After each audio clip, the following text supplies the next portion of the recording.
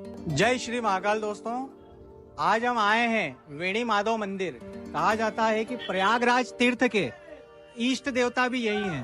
तो आइए हम आपको दर्शन कराते हैं। जय श्री महाकाल दोस्तों, वेणी माधव जी का मंदिर प्रयागराज के दारागंज में स्थित है। उनकी महिमा का कुछ वर्णन इस प्रकार है। प्रलय काल के बाद जब सृष्टि की रचना भगवान ब्रह्मा जी ने पुनः करी, तब सृष्टि की रचना संपूर्ण हो जाने के बाद ब्रह्मा जी ने प्रथम यज्ञ करा। वह यज्ञ ब्रह्मा जी ने प्रयाग में ही करा था। प्रयागराज का सबसे बड़ा महत्व संपूर्ण तीर्थों में इसलिए भी है कि जब प्रथम यज्ञ हुआ तब सारे सृष्टि की जितनी भी श्रेणियां, वह सारी श्रेणियां यहाँ उपस्थित थी।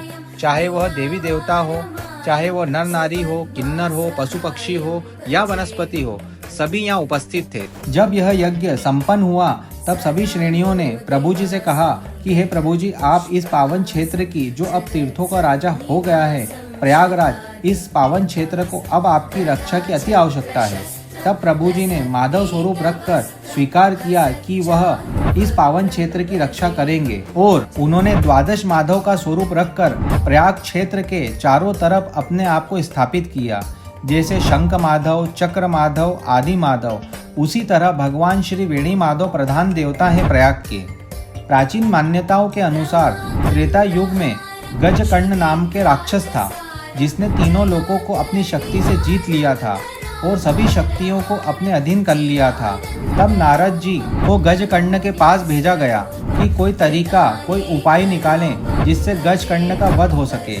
गजकर्ण के पास जब नारद जी पहुँचे तब नारद जी ने देखा कि गजकर्ण के पास सब कुछ है, तीनों लोक है, मगर मानसिक शांति नहीं है, सुंदर स्वरूप नहीं है।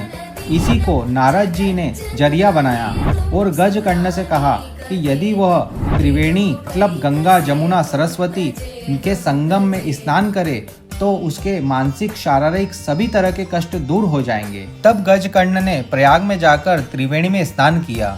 तब उसने अद्भुत चमत्कार देखा और उसने सोचा कि यदि हम तीनों नदियों को पीकर त्रिवेणी मैया को अपने साथ अपने लोक में ले जाएं, तो उसके लोक में भी जो लोग हैं उनको भी इस चमत्कार का लाभ मिले।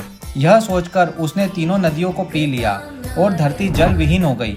पशु पक्षी, वनस्पति, ऋषि मुनि सभी हाहाकार करने लग गए। भगवान विष्णु को गुहार लगाने लग गए कि प्रभु जी आप आएं और इस राक्षस से हमारी रक्षा करें।